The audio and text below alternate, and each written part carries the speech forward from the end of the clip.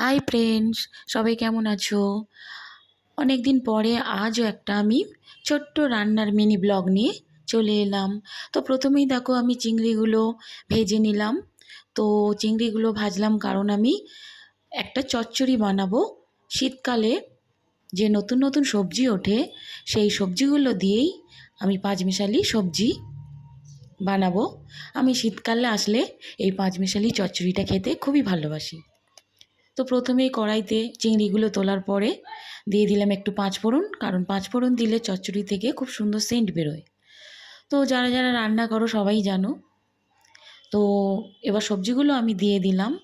তো সবজিগুলোর মধ্যে ছিল আলু, বেগুন, গাজর, বিনস, সিম, পেঁয়াজকালি, মূলো আর ওই পুঁই শাকের ভিটুলি। তো নরকম হয়ে গেল। যাই হোক, ওই সব রকম সবজি দিয়ে চচ্চড়ি খেতে আমার খুব ভালো লাগে। আমার বরেরও ভীষণ পছন্দের এটা। তো আমি শীতকাল আসলে প্রায় দিন এটাই বানাই। তো আজকে দুপুরের মেনু আমাদের এটাই ছিল। আর ছিল ফুলকপি আলু দিয়ে রুই মাছের ঝোল। তো ওটাও দেখতে থাকো তোমরা। সঙ্গে একটু পেঁয়াজও দিলাম, কটা কাঁচা লঙ্কা চিড়েও দিলাম, কারণ আমি চচ্চড়িতে বিশেষ কিছু দিই না, হাবজি গুবজি খুব সিম্পলই থাকে। একটু নুন দিলাম, হলুদ গুঁড়ো দিলাম, অবশ্যই দিতে হবে, আর একটু চিনিও দিয়েছি, সেটা তোলা হয়নি।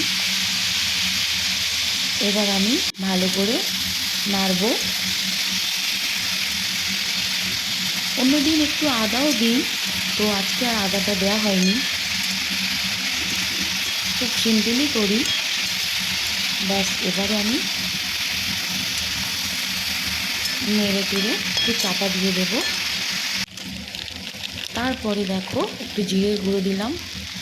একটু জিরের গুঁড়ো না দিলে আবার ভালো লাগে না। তারপরে ভাজা চিংড়িগুলোও দিয়ে দিলাম। এরপর তো আমাকে নাড়তেই হবে, নাড়তেই থাকলাম।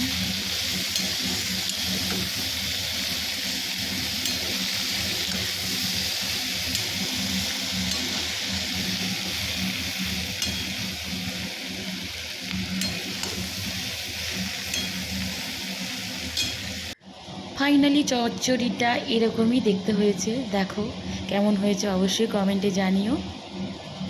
ভালো লাগলে লাইক দিও। আর দেখো মাছের ঝোল করছিলাম, ফুলকপি, আলু, টমেটো, ধনেপাতা দিয়ে রুই মাছের ঝোল। তো এটা দুদিকে সামলাতে পারিনি, ক্যামেরা ধরতে পারিনি, তো বেশি কিছু দেখাতে পারলাম না।